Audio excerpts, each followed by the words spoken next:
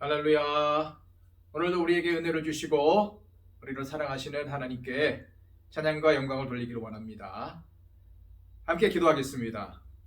아버지 하나님 감사드립니다. 오늘도 우리 아버지 하나님의 사랑하심을 믿고 저희들 하나님 앞에 머리 숙입니다. 아버지 하나님, 오늘도 하나님이 우리 아버지심을 의지하며 오늘도 그 하나님을 붙잡고 앞으로 나가게 하여 주시옵소서.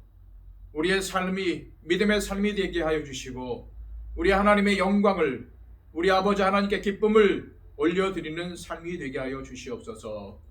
하나님, 지혜가 부족함으로 우리는 우리의 삶을 올바로 영위할 수가 없습니다. 주님, 오늘도 우리를 다스려 주시고 인도하여 주옵소서. 그리하여 우리의 삶이 기쁜 삶이 되게 하여 주시고 하나님과 동행하는 삶이 되게 하여 주시옵소서. 예수 그리스도의 이름으로 기도하옵나이다. 아멘. 우리 다 함께 찬송가 414장 찬양 드립니다.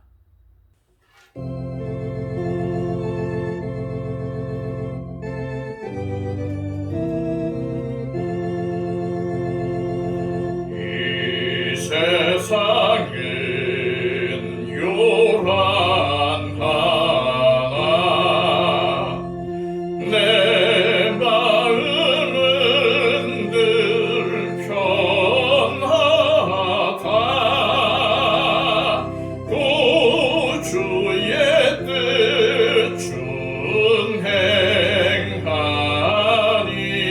준행하니 참 기쁨이 내 것일세. 이 세상은 늘 편하고 험악한 일 참 많으나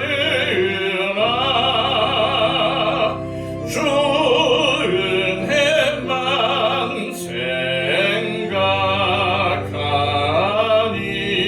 생각하니 참 기쁨이 내 것일세. 육신의 눈 못 볼 때에 신령한 눈 곧 밝히사 저 천성문 보게 하니 참 기쁨이 내 것일세. 내 마음과 내 영혼이 모든 욕심 다 버리고 주 은혜로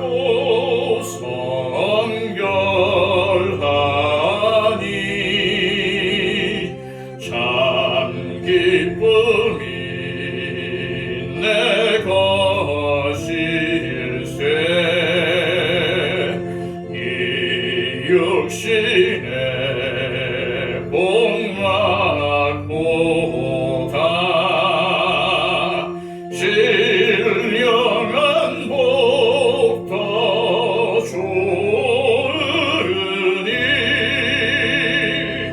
내 맘과 뜻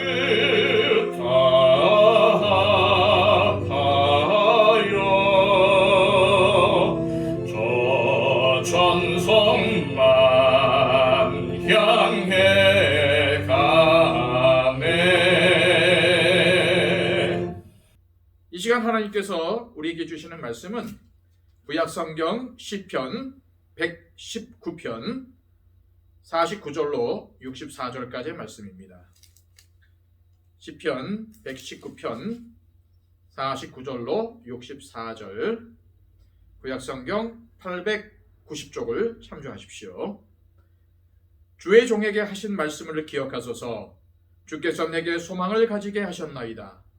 이 말씀은 나의 고난 중의 위로라. 주의 말씀이 나를 살리셨기 때문이이다. 교만한 자들이 나를 심히 조롱하였어도 나는 주의 법을 떠나지 아니하였나이다. 여호와여, 주의 옛 규례들을 내가 기억하고 스스로 위로하였나이다. 주의 율법을 버린 악인들로 말미암아 내가 맹렬한 분노에 사로잡혔나이다. 내가 나그네 된 집에서 주의 율례들이 나의 노래가 되었나이다. 여호와여, 내가 밤에 주의 이름을 기억하고 주의 법을 지켰나이다. 내 소유는 이것이니 곧 주의 법도들을 지킨 것이니이다. 여호와는 나의 분기시시니 나는 주의 말씀을 지키리라 하였나이다. 내가 전심으로 주께 간구하였사오니 주의 말씀대로 내게 은혜를 베푸소서. 내가 내 행위를 생각하고 주의 증거들을 향하여 내 발길을 돌이켰사오며 주의 계명들을 지키기에 신속히 하고 지체하지 아니하였나이다. 악인들의 줄이 내게 두루 얽혔을지라도 나는 주의 법을 잊지 아니하였나이다. 내가 주의 의로운 규례들로 말미암아 밤중에 일어나 주께 감사하리다. 나는 주를 경외하는 모든 자들과 주의 법도들을 지키는 자들의 친구라. 여호와여, 주의 인자하심이 땅에 충만하였사오니 주의 율례들로 나를 가르치소서. 아멘. 자, 오늘은 시편 119편 49절부터 살펴보겠습니다. 자, 49절 말씀입니다. 주의 종에게 하신 말씀을 기억하소서. 주께서 내게 소망을 가지게 하셨나이다. 시편 기록자는 하나님 앞에서 자신을 종이라고 부르고 있습니다. 종은 자기 뜻이 아니라 주인의 뜻에 맞추어 사는 사람이고, 주인이 누군가에 따라서 존귀하게 되기도 하고 비천하게 되기도 합니다. 하나님의 종이 된 사람은 그 정체성은 종이지만 왕보다도 더 귀한 사람입니다. 성경에는 이처럼 스스로를 하나님의 종으로 여긴 믿음의 사람들 이야기가 많이 나오죠. 그들은 하나님을 주인으로 섬기고 하나님의 말씀에 순종했기 때문에 복을 받았고, 때로는 어려움이 있었지만 주님께서 주신 말씀을 믿고 소망을 가지고 살았습니다. 모세는 80살의 노인이 될 때까지 장인의 양을 치는, 어찌 보면은 보통 사람들보다도 조금은 더 어려운 삶을 살고 있었습니다. 그러나 하나님을 만나 하나님의 말씀을 들은 후 그의 인생은 이스라엘 민족의 지도자로, 그리고 또한 믿음의 사람으로 새로운 삶을 살게 되었습니다. 하나님을 만나고 하나님의 말씀에 사로잡힌 사람은 남녀노소 빈부 귀천에 상관없이 새로운 인생을 살게 됩니다. 저와 여러분 역시도 하나님을 만나기 전에는 절망할 수밖에 없는 존재들이었지만, 하나님을 만나서 그 말씀을 듣게 될 때에 참 소망이 생기고 참된 생명이 깃들고 새로운 삶을 살 수 있게 되었습니다. 50절 말씀입니다. 이 말씀은 나의 고난 중의 위로라. 주의 말씀이 나를 살리셨기 때문이다. 시편 기록자는 주님의 말씀이 자신을 살렸다고 고백하고 있습니다. 하나님은 저와 여러분들의 어려움을 아시고 도와주십니다. 질병을 치료해 주시기도 하시고, 먹을 것과 입을 것을 주시고, 때로는 우리의 상한 영혼과 상한 마음을 치료해 주십니다. 우리가 궁핍할 때에는 물질로 채워주시고, 낙심했을 때에는 좋은 일들을 통해서 우리를 위로해 주십니다. 그때에 우리는 하나님의 말씀이 우리를 살렸다는 고백을 하게 됩니다. 51절 말씀입니다. 교만한 자들이 나를 심히 조롱하였어도 나는 주의 법을 떠나지 아니하였나이다. 시편 기록자는 하나님의 말씀을 지키려다가 사람들의 조롱과 비웃음을 당했지만 하나님의 말씀을 떠나지 않았다고 고백을 하고 있습니다. 우리의 삶이 어려울 때, 세상이 우리에게 타협을 요구할 때에 악한 꾀를 따르지 않고 주님이 주시는 말씀에 순종하는 것은 우리를 살리는 힘이 됩니다. 세상은 그렇게 사는 믿음의 사람들을 조롱하고 꼭 그렇게까지 살아야만 되겠느냐라고 비웃지만, 그럼에도 불구하고 하나님의 말씀을 떠나지 않을 때에 우리를 보호해 주시고 우리를 소생케 해주시는 것입니다. 53절, 54절 말씀입니다. 주의 율법을 버린 악인들로 말미암아 내가 맹렬한 분노에 사로잡혔나이다. 내가 나그네 된 집에서 주의 율례들이 나의 노래가 되었나이다. 하나님을 모르는 사람들은 하나님의 법을 인정하지 않습니다. 그들은 오로지 자신들의 이익만 생각하고 다른 사람들을 괴롭히거나 공격을 합니다. 이로 인해서 시편 기록자는 이 세상을 나그네 된 집이라고 표현합니다. 자신의 인생을 나그네라고 말하는 것은 삶의 고난과 고달픈 일들이 많았다는 것을 의미합니다. 야곱도 애굽 왕 바로가 나이를 물었을 때에 내 나그네 길의 세월이 130년이라고 했습니다. 자신의 인생이 결코 쉬운 길이 아니었음을 고백한 거죠. 세상에 쉬운 인생이 어디 있겠습니까? 겉으로 보기에는 평안해 보이는 사람도 한꺼풀만 벗겨놓으면 그 삶이 녹록지 않습니다. 그러므로 우리가 사는 세상은 나그네 집이고 이 땅에서의 삶은 나그네의 삶입니다. 56절입니다. 내 소유는 이것이니 곧 주의 법도들을 지킨 것이니이다. 이 말씀을 공동 번역은 당신의 계명을 지키는 것, 이것이 나에게는 전부입니다 라고 번역을 했습니다. 시편 기록자는 말씀 중심으로 살며 말씀을 준행하는 것이 자신의 삶의 전부이고 자신이 하나님의 말씀과 동행하며 살았음을 고백합니다. 그리고 하나님을 자신의 전부로 생각하는 마음을 57절과 58절에서 이렇게 표현합니다. 여호와는 나의 분깃이시니 나는 주의 말씀을 지키리라 하였나이다. 내가 전심으로 주께 간구하였사오니 주의 말씀대로 내게 은혜를 베푸소서. 하나님께서 이스라엘 백성들에게 가나안 땅을 나눠주실 때 레위 지파에게만은 하나님이 분깃이 되고 기업이 되신다고 하셨습니다. 그래서 이 레위 지파에게는 정작할 땅을 주지 않으셨어요. 여기서 시편 기록자가 여호와는 나의 분깃이라고 말한 것은 레위 지파 사람들에게 하나님이 기업이 되시는 것처럼 자신도 하나님만을 기업으로 삼고 하나님만 전적으로 의지하고 살고 있음을 나타낸 말씀입니다. 그리고 하나님만을 의지하며 사는 자신에게 은혜를 베풀어 달라고 간구하고 있습니다.